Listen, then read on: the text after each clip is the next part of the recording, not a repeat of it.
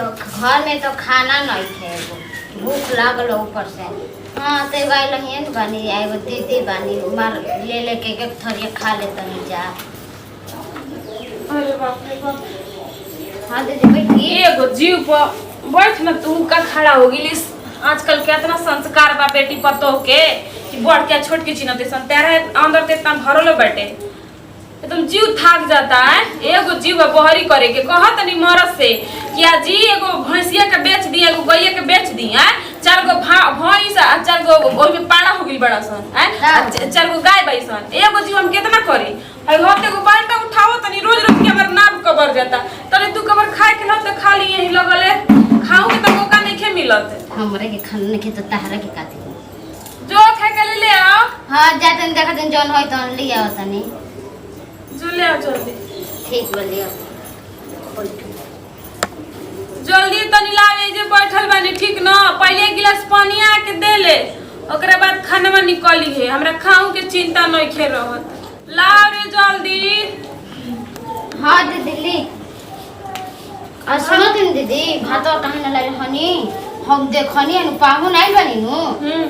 गोइनियन एक तसली भात सब तसले नु ले ले ले खा गोइनी। हां आई हे दादा हमर भूख लागो रे आता ना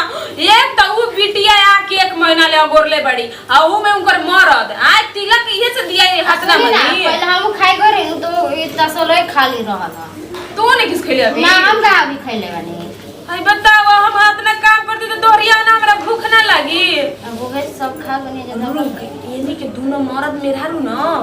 ऐसे ना मनी हो स कुछ ना कुछ दिमाग लगावे के लगाई काहे से कि देखो ते हमनी के दोनों खटक खटक कैसे करीबन हो जातन जाते सुखाई जाते आउ खाली दिन भर लिपस्टिक पर मार के रिनवा घरे ता हिनवा घरे ता आजी घरे ता दादी घरे घूमत रहतड़ी घरे घूमत आ उ मरद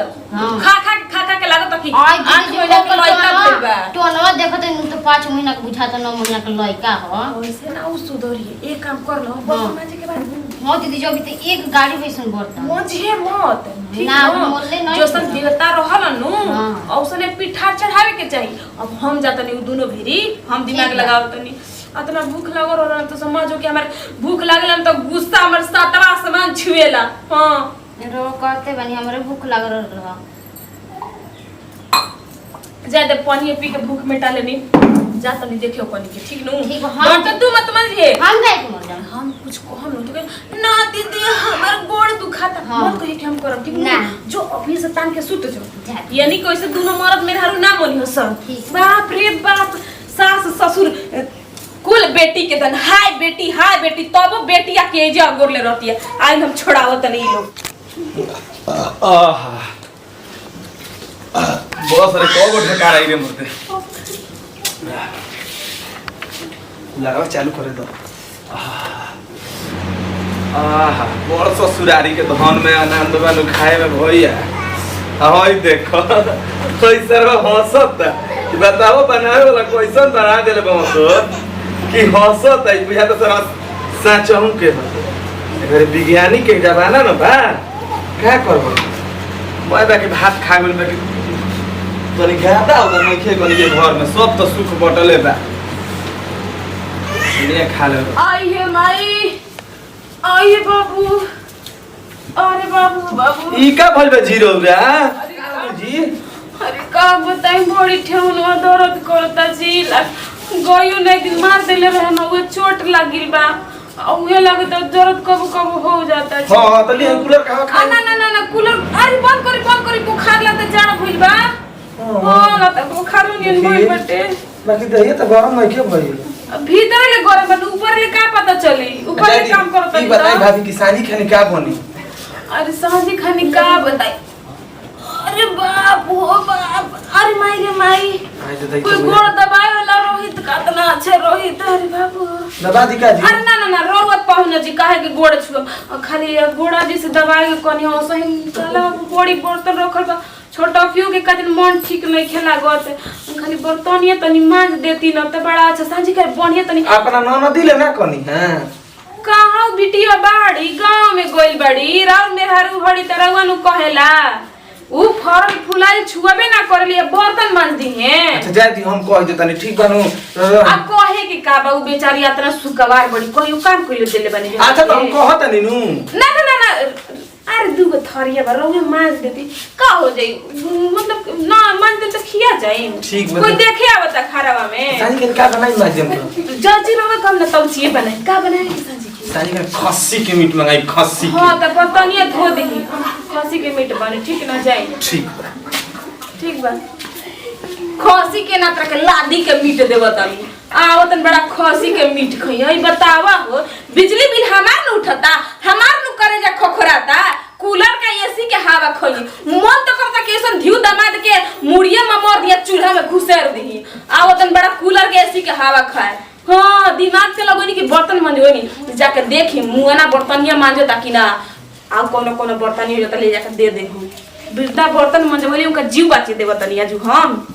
अरे शादी कइले बाबूजी अनहरिया में हम बर्तन माजतनी हम तो ससुरारिया में। ए भाई लोग बड़ी ससुरारी में मजा को लेरनी देख लो लोग ये दिन दशा कटता।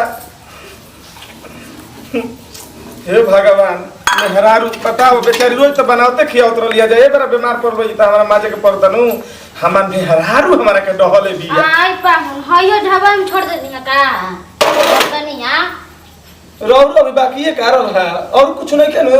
ना बस ये बच गई रहल। रुपया अगर फीसे होय तो लेके धर दीजिए। ना ना हमारे फीचे के ना क्यों करे फीचे कोई तो ले आके फीचे दे हम। हां पाहुन बनियार उतर ले बेरे जाई जाई। अरे छोटकी ये तीन पड़ते ओ छोटो बड़ देखो ते ना हमने के दिमाग लगावल काम कइले बा अभी कपड़ा उपड़ा बा वॉशिंग मशीन में ना खिंचवाओ जी ना वॉशिंग मशीन तो कपड़ा निकाल कर खिंचो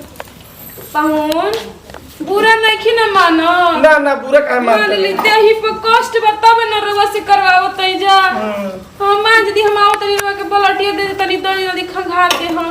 ठीक बा जाए कौन है कि मेरे हर के दो तीन गो लुगा रहल खोल के धइले बड़ी बचिया जाने तने के मौगी के दिन में 4 गो साड़ी चेंज कर लिया त वो तनी धो दे त ठीके करती जाई ले ले आई अब ए घर यही लगले सब कह देता नहीं। हां तनी बढ़िया ले लगर के मान दे हम उजर कर दे हम ठीक ना देखत नहीं कि रो मुहवा से चमका देता नहीं करके। हां रे हाथ में तो एकदम जादू बा एकदम मुंह लौकता हो। हां ना खाली बैठ के घुरबा तंद फुलैबा फुला मोटा को अपन मुंह ना देखली है आई बड़ी है ना हमारे से बर्तन मजा आवत लोग हमत लहरार के कर नहीं कुल होता ना मौगी नहीं मन रहता ना हमरा करे के पड़ी ओ करे चलते तो हम ससुरारी में रहता नहीं हमारे घर रहता हम का करते है जाके रही थी ई त हमर उहे हाल भाई भैया कौन दो गानवा होला कि सब कुछ कोई के हारी थक गईनी हो गइल माथा फेल घस घस ए राजा जी कमर में करुआ तेल घस घस ए राजा जी जय हो कहाँ रलुआ दादा तोहरे बिनु तो सुखार पड़ला जय बर्तन मांजता जी तारा अभी लोग का करते जा हई बताई ना बर्तन मांजता जी रहुआ ए महारानी तारा राज में हमरा का ना करे के पड़ी अब अभी लोग का करते जा चलो गोड़ में के दिखा दो भर दिन गांव में खराब रहता चलो तेल लगा देते। हां तो का करब हमरा के गांव में नीके नहीं खेलागत का तोरा के बता तनी जान ले इस जियो बड़ा बढ़िया मरत बा फोटो त तार देवन देखे ना तन कोन तोर मेहरार सुरसती मिलल गई हम तो सुंदर हइए बा ई ना कहना सके तड़का के बहिन लागे ये रामसी कहता तब सुन ये चाटम सही करम के तब का चुपचाप थरिया माजी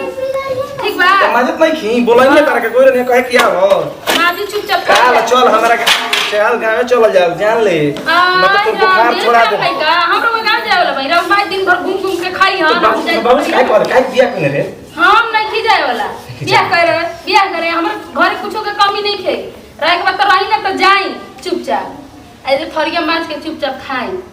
ठीक बा लाज नहीं क्या लगा जो जाई हम जाताई आ जल्दी थरिया माछ के आई अहिले खाची भाषण देके गोली भगवान ऐसन मेहरारू दुश्मनों के देश की ससुरा जुड़ा जासो देखो भाई लोग ससुरारी जाकर रहे के कोशिश ना तो देख लो भाई लेवन छोड़ाई के पड़ी एक बार मन हटाई दे घर दिन हमरे के पीछे दे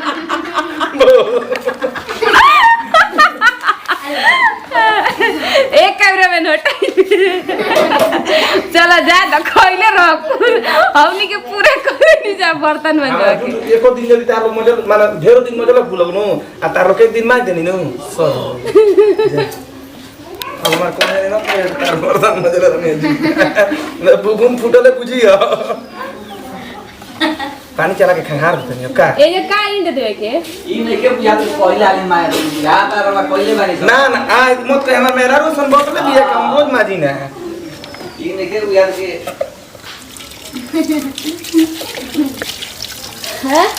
का इन दे देवे के जान तनी बाबू के लड़का एके बानी ए जी बाकी 4-5 को के मजा दी ना सब खबर जानी ना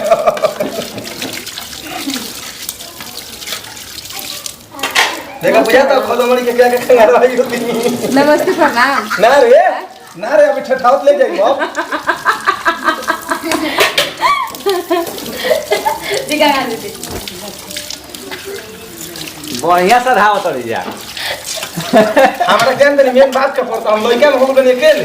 हम सब खबर रह जा तो हमके पलटी मार देत रह जा तुरंत ना मारत रह जा हो घरी अगर नीलो हमर फेवर में रहत रही सोचले इहो मौका गइल बनू करी तो का करी बोले के बात के मार लगा देता अबे जे स्क्रिप्ट सोच के दोसर बनवा देला कह लक ठठावत मार दिए तो कह दिए जे तार वीडियो कह दिए का करे के इन दे करे के माने इन के तन दू चार पर पिटवा दी चल हालांकि यहाँ तक ठीक बना अक्सर ऐसा होता रियलिटी हो बचवा बाप रे बाप देख कितना अच्छा मजा लगा पहले देख लो मैं ठीक नहीं है अच्छा वीडियो बन रहा है रंग आइल कि नहीं है जो रंग लगावे वाला चीज रहला का कहीं रंग लगावेला रंग आवे वाला मतलब मजा आवेला तुम दिखाओ ना बाबू हेडफोन लगा लिया है का ए नेक्स्ट स्क्रिप्ट बनाए के ना में नमस्ते प्रणाम अरे कौन पता कौन है हम कहीं की वीडियो चालू पहले बता सुना नहीं कि तो देखो मैंने लाल का और मुंह पर कैमरा मैन के कम मत बुझाओ दुनिया नमस्ते प्रणाम भैया अनुरुद्ध यादव नमस्ते प्रणाम हम बनी श्रुति कुमारी नमस्ते प्रणाम हम कविता नाय नमस्कार प्रणाम अलकारे सभी के गोड़ छू के गोड़ लागत नहीं अनुरुद्ध भैया देख लो भैया हमने के वीडियो से ये संदेश देनी है जा कि हईसन में एरारू मिल जाई हसन जैसन देखने ये वीडियो में देखबे कइनी हजार लो तो बर्तन माजे के पड़ी ओसे बढ़िया ससुरारी में जाकर रहे के चेष्टा ना अपन परिवार के अपना घरे साज के समझा के गोड़ हाथ पर गिर के भले घरे रख ली बाकी ससुरारी जाकर तो हईसन सरज भेटा दिया जाना तो बर्तन का माजे के पड़ी सारा काम करे के पड़ी और एक साथ आइए में ज्यादा गलती रहला पत्नी के और औरत की ज्यादा ऐसा ना करे के चाहिए मान लो के शादी ब्याह होला अपन घरे दुआरे रहे के चाहिए सब काम धंधा करे के चाहिए माटी के देही हो आज ना त काल जरही के बाद एक दिन बताना मत दिन कब तारा ज्ञान खुलला चलिए एक साथ दी विदाई अगला वीडियो में फिर से मिला जाए यदि वीडियो अच्छा लगे तो दिल से लाइक करी कमेंट करी और ज्यादा से ज्यादा शेयर करी और चैनल पे नया बने तो चैनल को सब्सक्राइब